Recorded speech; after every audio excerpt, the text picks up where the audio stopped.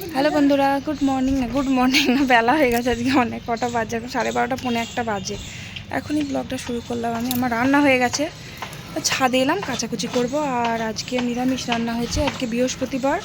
আজকে রান্না করেছি আলু ভাজা, গোল গোল করে আলু ভাজা, নতুন আলু ভাজা, আর শিম ভাজা, গাছের শিম ভাজা, পালং শাক চচ্চড়ি, আলু পোস্ত, কলাইয়ের ডাল, মুসুর ডাল।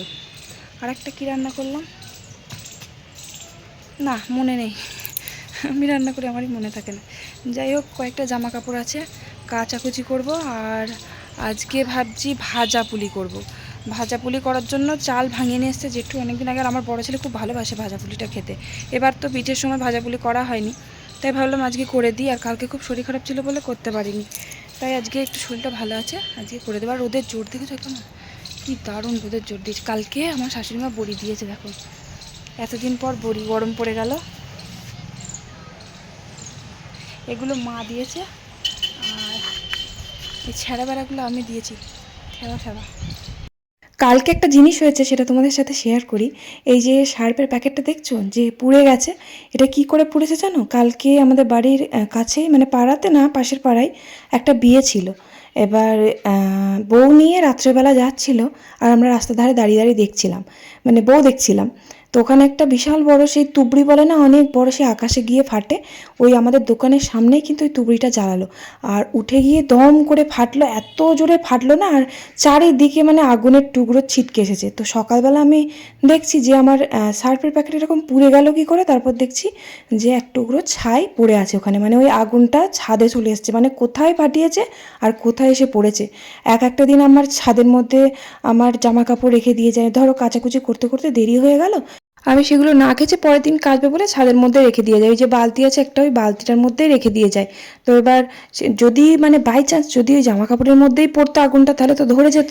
আবার অনেকের আমাদের এখানে কি বলতো, খড়ের বোঝা আমাদের বাড়িতেই থাকতো, খড়ের বোঝা। আমাদের যখন গরু ছিল তখন খড়ের বোঝা ছিল। এবার কারোর খড়ের বোঝা যদি ওই এক টুকরো যদি আগুন পড়তো না, তাহলে দাও দাও করে খড়ের পালা ধরে যেত। তাই না? এইসব মানে বাজি ফাটানো সাবধানে ফাটাই ভালো, আর ফাঁকা জায়গায় ফাটানোই ভালো। একদম আমার খুব ভয় লেগে গেছে কালকে, এত জোরে চারিদিকে আগুনগুলো ছিটকে গেছে না। আমাদের দোকানের ভিতরে এক টুকরো গেছে, আবার গুবলু সোনা ছিল, মায়ের কোলে ছিল, তারপর আবার কাকা শ্বশুরের মেয়েটার মানে মাথার ওপরেই পড়ছিল, আমি ওকে টেনে নিলাম। তাই তা নাহলে চুলের মধ্যে পড়লে কি হতো বলো তো, দাও দাও করে ধরে যেত। মানে এইসব জিনিসগুলো কেন করে আমি বুঝে পাই না। সকালবেলা তো আমি দেখে আমি তাই ভাবছি শার্পের প্যাকেটটা কেন আমার আগুন ধরে গেল কী করে, মানে পুড়ে গেল কী করে প্যাকেটটা। ছাদে তো কেউ আগুন নিয়ে আসে না, তাহলে ধরলো। তারপর মনে পড়লো যে কালকে যে বোম ফাটিয়েছিল, চারিদিকে আগুন ছিটকেছে, মানে কত দূরে ফাটিয়েছে আর কোথায় এসে পড়েছে ভাবা যায়। তো যাই হোক, তো আমি আজকে যে বললাম না ভাজা পুলি বানাবো, তো এবার ব্লগটা অনেক লেট করে শুরু করলাম। সকাল সকাল রান্নাগুলো করে নিয়েছি। আমি ওই যে বললাম কী কী রান্না করেছি, নিরামিষ রান্নাই করেছি। আলু ভাজা, বেগুন ভাজা, আর শিম ভাজা, আর কলাইয়ের ডাল, মুসুর ডাল, আর আলু পোস্ত করেছি। আর ভাজা পুলি দেখো আগেই করতাম, সেদিন পিঠের দিনকেই ভাজা পুলি করতাম। তো এবার সেদিনকে না মানে চালের গুঁড়ি তো অল্প ভাঙানো হয়েছিল, চালের গুঁড়ি শেষ হয়ে গেছে, তাই জন্য আর করাও হয়নি। এবার আমাদের কি বলতো, সরস্বতী পুজোর আগে চালের গুঁড়ি শেষ করে ফেলতে হয়। এবার সেই চালের গুঁড়ি থেকে গেলে পরে আর করতে নেই, ফেলেই দিতে হয়, তাই জন্য অল্প করে ভাঙানো হয়েছিল। আর ছেলেটা খুব বায়না করছে, বড় ছেলে বলছে এবার তো আর ভাজাপুলি করলে না, তাহলে ভাজাপুলি কটা করে দাও। তারপর আমি কালকে পরশু দিনকে যেটুকে চাল দিয়েছিলাম ভাঙানোর জন্য, যেটু কালকে নিয়ে এসছে চালের গুঁড়িটা, কালকে যেটু বলছিল বানাতে, কিন্তু কাল আমার খুব শরীর খারাপ করছিল, সেই জন্য কাল আমি আর বানাইনি। আর যাই হোক, তারপর ওই যে ছাদে জামা কাপড় কাচাকুচি করলাম, আর আমাদের গাছের কুলগুলো কয়েকটা সব শুকিয়ে গেছে, ওগুলো ছাড়িয়ে নুন মাখিয়ে রেখে দিলাম। ভাবছি এবার একটু কুলের আচার করব, কারণ আমাদের বাড়িতে কুলের আচার কেউ খায় না, কিন্তু আমার ছেলে দুটো যে কোনো আচার খুব ভালোবাসে খেতে। আমি না খেলেও ছেলেগুলো তো খায়। একটা দিন তরকারি যদি মানে যেরকম জুত না থাকে, মাছ মাংস না থাকে, তাহলে ছেলেটা আচার দিয়ে ভাত খেয়ে নেয়। তাই ভাবছি একটু কুলের আচার করে রেখে দেবো ওদের জন্য অন্তত। তাই কুল কয়েকটা আমার ছিল শুকনো, ওগুলো সব আমি চটকে দিলাম, নুন দিয়ে মাখিয়ে ছাদে রোদে দিয়ে আসলাম। আর যেগুলো কাঁচা কুড়িয়ে রেখেছিলাম সকালবেলা, সেগুলোও রোদে দিয়ে আসলাম, শুকিয়ে গেলে ওগুলো আবার চটকে দেবো। যাই হোক, তারপর নিচে এলাম, নিচে এসে খাওয়া দাওয়া করবো। এবার খাওয়া দাওয়া করিনি এখনও, চান করা হয়ে গেছে, গুগলুকেও খাইয়ে দিয়েছি, ঘুমিয়ে পড়েছে। আর ওই যে ভাজা পুলি করার জন্য মুগ ডালটা তো সেদ্ধ করতে হয়, তাই ভাবলাম খেতে বসার আগে মুগ ডালটা সেদ্ধ করে নিই। ওই মুগ ডালটা ভেজে নিলাম, ভেজে নিয়ে একটু সেদ্ধ করতে দিয়ে আসলাম। আর ভাজা পুলির মধ্যে না রাঙা আলু বলে না, রাঙা আলু কিশোরী আলু ওই একই, মানে দুরকম নাম। ওই আলু দিলে খুব নরম হয়, তো ওই আলু আনিনি, বললে পারে আবার আনতো, বলাও হয়নি। তাই এমনি ওই সিদ্ধ আলুগুলো, যে আলুগুলো হয় ওই আলুই আমি দিলাম, যেগুলো তরকারিতে খাই। ওই আলু দিয়ে দিলেও হয়, কিন্তু নরম হয় একটু। আর ভাজা পুলিতে আলু না দিলে না একদম নরম হয় না, খেতে পারে না আমার শ্বশুরমশাই জেঠু, খেতে পারে না একটু নরম না হলে। যাই হোক, তারপর ভাত খেতে বসে পড়লাম। আর ওদিকে ডাল হচ্ছে, ডালটা সিদ্ধ হচ্ছে। ডাল সিদ্ধ হয়ে গেলে খেয়ে দিয়ে একবারে পিঠে বানাতে বসবো, কারণ যদি সন্ধেবেলা বানাতে বসি না রাত 10টা বেজে যাবে। আমি আর মাই বানাবো, দুজনে একসাথে বানাবো। মা পুলিগুলো পাকিয়ে দেবে আর আমি ভাজবো। একা একা করতে গেলে তো আরও দেরি হয়ে যাবে, পারবো না একা একা। পুলি সে ফেটে ফেটে গেলে না, আবার ভাজা পুলি তেলের মধ্যে যদি পুর বার হয়ে যায়, তেলটাও নষ্ট হবে, পুলিগুলো ভালো ভাজাও হবে না। যাই হোক, অনেকগুলোই ভাজবো। আর খাওয়া দাওয়া করে বাসনগুলো ধুয়ে মেজে নিলাম। আর মাকে বললাম মা খাওয়া দাওয়া করে উপরে আসবে, তারপরেই সব জোগাড়জান্তি করবো ভাজা পুলি। ডাল আলু সব সেদ্ধ হয়ে গেছে, একটু মানে অল্প সেদ্ধ হলে ভালো হতো, খুব বেশি সেদ্ধ হয়ে গেছে। খুব বেশি গলে গেলে না একটু মচমচে হবে না, একটু গোটা গোটা থাকলে বেশ ভালো হয়। মশলাটা আমি আগে থেকে বেটে এনেছি, শিলে যখন রান্না করছিলাম তখন একবারে বেটে এনেছি। আদা জিরে আর কটা লঙ্কাও দিয়েছি। ভাজা পুলির মধ্যে কিন্তু একটু সামান্য ঝাল হলে ভাল লাগে। আর মশলায় ফোড়ন দেওয়ার সময় 2টো শুকনো লঙ্কা ফোড়ন দেবো, জিরে ফোড়ন দেবো, তেজপাতা, এগুলো দিলে একটু টেস্ট হয়, গন্ধ বার হয় খুব সুন্দর। আবার একটু ঝাল ঝাল হয়, ভালো লাগে। ঝাল ঝাল মিষ্টি মিষ্টিই করি, আমাদের খুব ভালোবাসে ঝাল ঝাল মিষ্টি মিষ্টি খেতে। আমার বড় ছেলে যে কী ভালোবাসে ভাজা পুলি খেতে।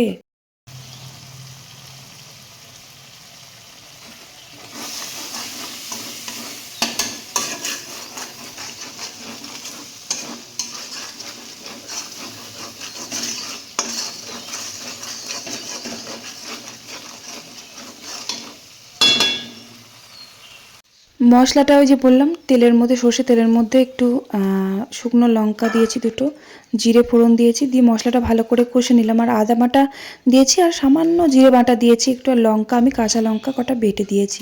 আর হলুদ তো দিতেই হয়, মশলার মধ্যে হলুদ দিয়েছি। আর একটু নুন দিয়েছি, কারণ নুন না দিলে তো একদম বেকার লাগবে, তাই একটু মানে স্বাদের জন্য নুনটা অবশ্যই দিতে হবে। নুন দিয়েছি পরিমাণ মতন।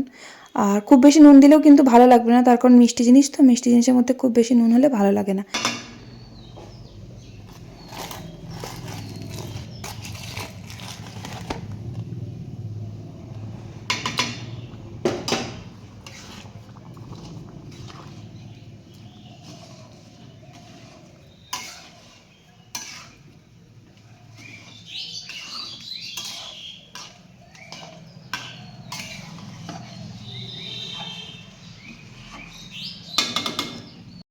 একটু বেশি করে গুঁড়ো দিয়েছি, আর একটু চিনিও দিয়েছি।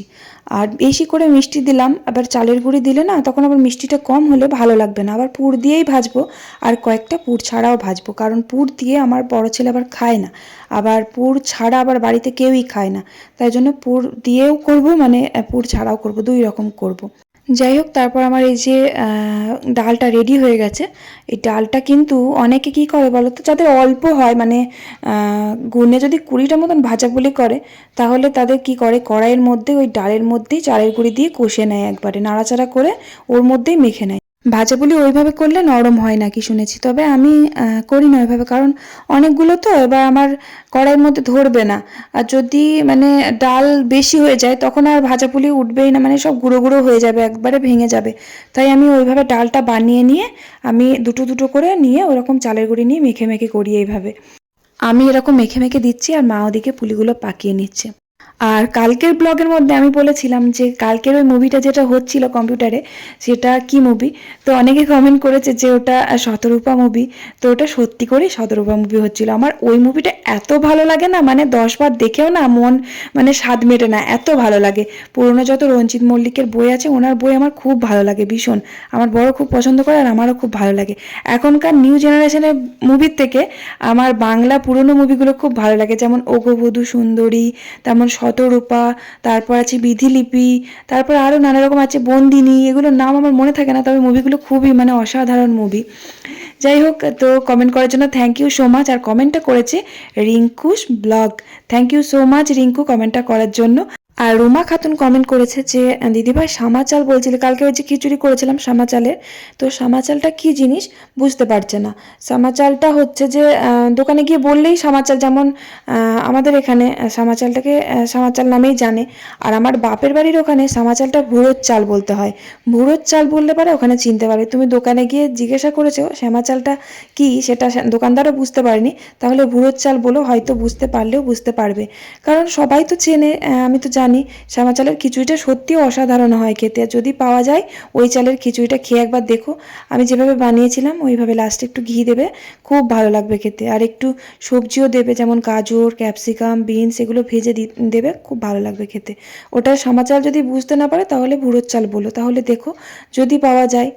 একদম সাবুদানার মতো দেখতে, খানিকটা গোল গোল, ছোট্ট ছোট্ট একদম। ভাজা পুলি পাকানো মোটামুটি রেডি হয়ে গেছে, আমিও খানিকটা মাকে হেল্প করে দিচ্ছি। তেলে যখন দিচ্ছি ছেড়ে দিই তখন মাকে কয়েকটা করে পুলি পাকিয়ে দিচ্ছি, কারণ মা একা একা পারছে না আর অনেকক্ষণ থেকে পাকাচ্ছে। আর ভাজা পুলির সাথে আমি কয়েকটা সেই চ্যাপটা চ্যাপটা বাতাসার মতনও করেছি, ওগুলো আমার খুব ভাল লাগে। ছোটোবেলা থেকে অভ্যাসটা গেল না। ছোটোবেলায় মা যখন এরকম ভাজা পুলি করতো তখন আমি ওরকম চ্যাপটা চ্যাপটা বাতাসা করতাম, মানে করে দিতাম মাকে, আর মা ভেজে দিত আমাকে। খুব ভাল লাগে, যখনই ভাজাপুলি করি আমি তখনই এরকম চ্যাপটা চ্যাপটা গোল গোল করে দিই, দারুণ লাগে খেতে। আর লাস্টে কটা ওই মাকে বললাম পুর ছাড়া পাকিয়ে দিতে, তো লাস্টে ওই পুর ছাড়াগুলোই ভাজছি। আর মোটামুটি অনেকগুলো হয়েছে, দেখো কতগুলো হয়েছে, এক গামলা মতন হয়ে গেছে ভাজাপুলি। আর মা আমার ভাজাপুলি সব পাকিয়ে দিয়ে মা চলে গেল নিচে। আর আমি, অন্ধকার হয়ে গেছে, দেখো কটার সময় বসেছিলাম তখন, 4টের দিকে বসে, 4টের অনেক আগেই বসেছিলাম। খাওয়া দাওয়া করেছি 2:30টার সময়, 3টে 3:30টার দিকে বসেছি। তাও মোটামুটি এখন বাজে 6টা বাজে, মানে অন্ধকার হয়ে গেছে। এসব ভাজতে কত সময় লাগে বলো তো। ভাজা কমপ্লিট হয়ে গেছে, তারপরে আমি ঘড়ির দিকে তাকিয়ে দেখি 6টাই বাজেনি, তাড়াতাড়ি হয়ে গেছে। আর ওই যে দেখো বাতাসাগুলো, মানে যেগুলো পুর ছাড়া, সেগুলো ভাবলাম আমি আলাদা করে রেখে দেবো। চ্যাপটা চ্যাপটা যেগুলো করেছি গোল গোল, আলাদা করে রেখে দেবো। আর কয়েকটা করা হয়েছে সেগুলো পুর ছাড়া, তো ভুলে গেছি, এক জায়গায় রেখে দিয়েছি, মনে নেই। ওগুলো বেছে বেছে আবার আলাদা করে রাখতে হবে, কারণ আমার বড় ছেলে পুর দেওয়া মোটেই খেতে চায় না। যদি ওই পুর দেওয়াগুলো দিই না, সব মানে রাগ করবে, খেতেই চাইবে না, পুর দিয়েছো কেন এরকম বলবে। আর এদিকে অন্ধকার অন্ধকার হয়ে গেছে, ছাদে জামা কাপড়গুলো সব মেলা ছিল। আর কালকে বড়ি দিয়েছে, আজকে যে উঠে যাবে আমি বুঝতেই পারিনি। আমি বড়ির জালটা নিয়ে মানে লম্বা করে রেখে দিয়েছি, আর সমস্ত বড়ি মানে একটা একটা করে খুলে ঝরঝর করে নিচে সিঁড়ি দিয়ে পড়ে গেছে, আর সব টুকরো টুকরো হয়ে গেছে, যে কটা পড়ে গেছে। ভাঙবে তো বটেই, হাতে দেওয়া একদম বেশি করে ফাটানো আছে, একদম মানে খাঁটি কলাইয়ের ডাল দিয়ে দেওয়া, মানে কলাই দিয়ে আর কি, কলাইয়ের ডাল না কলাই, হ্যাঁ ওই যাই হোক ওই দিয়ে দেওয়া, কিন্তু এর মধ্যে তো চালের গুঁড়ি দেওয়া নেই। আর বাজারেরগুলো কি চালের গুঁড়ি হ্যান ত্যান মেশানো থাকে, ভারী হয়ে, ওজনে ভারী হয়, খেতেও খুব বাজে লাগে। আর এর মধ্যে মানে এই বড়ির মধ্যে যদি কুমড়ো দেওয়া হতো, চাল কুমড়ো, তাহলে খুব ভালো লাগতো খেতে, আরও টেস্টি হয়। কিন্তু চাল কুমড়ো পাবোই বা কোথায়, এখন বাজারে পাওয়া যায় না পাকা চাল কুমড়ো। আবার অনেকে মূলো দিয়েও বড়ি করে, ভাবলাম আমি করব, তা করাই হলো না। আমাদের মূল্য সব মানে মাঠ থেকে উঠে গেল, আর করাই হলো না। যাই হোক, তারপর নিচে এলাম, জামা কাপড়গুলো তুলে আমার বড় ছেলে পরে বাড়ি চলে আসলো। মানে যে খেতে ভালোবাসে ভাজা পুলি তাকে আগে দিলাম আমি। আমার গুবলু আমাকে পিঠে খাইয়ে দিচ্ছে, আমি বাতাসা বাতাসা, এগুলো আমার খুব ভালো লাগে খেতে। বাতাসা দাও, খাইয়ে দাও, তুমি খাই দাও। ইয়াম্মি। একটাও খাইনি, কোনো পিঠে খেতে ভালোবাসে না। তুমি খাচ্ছ? হ্যাঁ খাও, তাহলে খাও, তুমি খাও, তুমি খাও, তুমি খাও। আমি তুমি খাও। কি সুন্দর নরম নরম হয়েছে, আবার মুচমুচেও হয়েছে বেশ। আমার খেতে দে আমাকে, মুখেটা খায়। রুটি করবো, আবার রুটি হবে, আর ভালো লাগছে না, কোমরে ব্যথা করছে। রুটি করব, আর ওরা আচার দিয়ে খাবে, আর আমি রুটি খাবো না, আমি মুড়ি খাবো। মুড়ি খাবো, আর গুবলুকেও রুটি খাবো। গুবলুর 2 ভাইয়েরই জ্বর এসেছিল সন্ধ্যাবেলা। ফিরেছিস তো, পিঁপড়ে আমাকে পিন তুলে নিয়ে চলতে হবে। চলো রুটি করি, কটা বাজে? 9:30 বাজে। বলছি তুমি এত বড় হয়েছো, তোমাকে নিয়ে যেতে পারবে? মাকেও মেরে ফেললো, দাও। তারপর ভাজা পুলি করলাম অতক্ষণ থেকে দাঁড়িয়ে দাঁড়িয়ে বাবারে। তারপরে এই যে রাত্রে খাবারও করছি। কোমরে এত যন্ত্রণা করে, আমার দাঁড়িয়ে দাঁড়িয়ে রান্না করতে খুব কষ্ট হয়। বসে বসে না অনেক কিছু রান্না করা যায়, দাঁড়িয়ে দাঁড়িয়ে খুব কষ্ট হয়। যাই হোক, রাত্রে খাবারটা তো করতে হবে। কটা রুটি করে দিলাম ওদের জন্য, আর মা বললো ভাত আছে কটা, আমি খেয়ে নেব। আর আমি ভাবলাম মুড়ি খাবো, রুটি খাবো না, গ্যাস অম্বল হচ্ছে কদিন থেকে। তো রুটি করলাম, রুটি করতে আবার দুটো দেখছি এক্সট্রা হয়ে গেল। কি করব, তাই ওই দুটো রুটি ওই আলু পোস্ত ছিল ও বেলাকার, আমি পোস্ত দিয়ে খাচ্ছি, আর ওরা আচার দিয়ে, মানে আমের যে আচারগুলো হয় না, ঝাল আচার, আমি সেই যে মেলাতে গেছিলাম নিঃসিংহপুরে, সেই 52 হাত কালী, ওখানে ওই ঠাকুরের মেলাতে গেছিলাম, ওখান থেকে এনে দিয়েছিলাম আমের আচারটা। ওই আমের আচারটা আমার বর আমার ছেলে খুব ভালোবাসে খেতে। ওই ঝাল ঝাল আচারটা দিয়ে মুড়ি খেতে ভালোবাসে, আবার রুটি খেতে ভালোবাসে, তাই জন্য ওদের জন্য নিয়ে এসেছি। তো ওরা আচার দিয়ে খাচ্ছে আর আমি ওই পোস্ত দিয়ে খেয়ে নিলাম।